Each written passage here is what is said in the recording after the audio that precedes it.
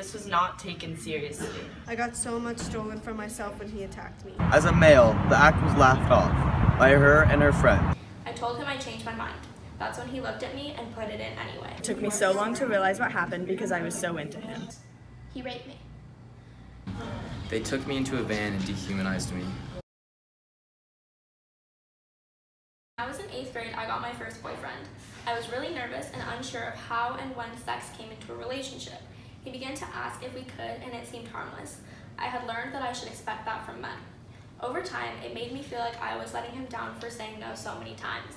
I felt like I was the one in the wrong for never being ready when he clearly was. He was trying to convince me. In defeat, I said maybe. To him, that was enough. By then, I was so scared of letting him down and so scared of his reaction to not getting it this time that I really did feel frozen. I told him I changed my mind. That's when he looked at me and put it in anyway. My freshman year at Lincoln, I was hanging out with a really close friend who I trusted fully. We had been casually hooking up for a couple weeks. The last time we ever hung out, I told him I didn't want to have sex. I just wasn't in the mood, and I didn't feel like he deserved an explanation. He started calling me derogatory terms, accusing me of sleeping with other guys, and guilting me. He progressed to push me around, ignore my verbal boundaries, take away any control I had over my physical space. He raped me. He knew I didn't consent. I lay there not moving, with a blank stare, frozen until he was done. When it was over, I curled up on the floor and texted my best friend. She didn't know what to do, so she texted him angrily. I felt violated and disrespected, but somehow I felt guilty when he slapped me for telling a friend what happened.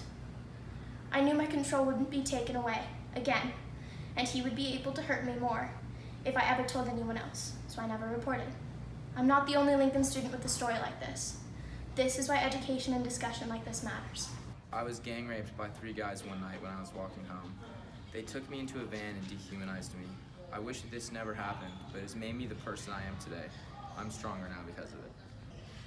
There was a kid that would always call me a slut for being bisexual, but at the same time he would fetishize it and make it really sexual jokes about me and my best friends because we are the same sex. I became pregnant and had an abortion after someone attacked me. I am 16. I am too scared to tell anyone in my school. Only 2 people know in my life. I got so much stolen from myself when he attacked me. I had been talking to a guy for a while, and after a little bit of persuading, I agreed to send him nudes over Snapchat. I thought it was safe because I would know if he screenshotted and because I trusted him. He then took a picture of them on his friend's phone and shared them with all of his friends. I was mortified. No one had ever seen me like that before, and then all of a sudden, everyone had. People judged and slut-shamed me for it, and then all of his friends started asking for nudes too. It felt like I was walking around with some sort of label now, like I was all of a sudden an easy target.